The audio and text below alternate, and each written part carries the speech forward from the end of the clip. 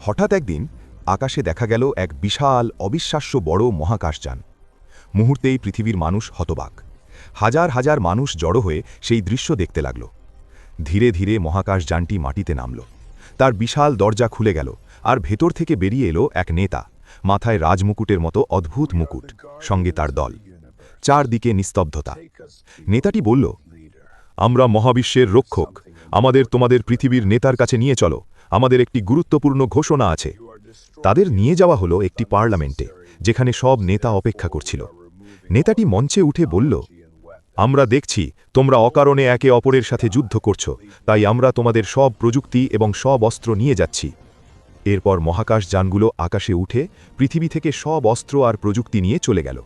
মানুষ আবার আদিম যুগে ফিরে গেল। পাথর ঘষে অস্ত্র বানাতে লাগল, বনে শিকার করতে লাগল।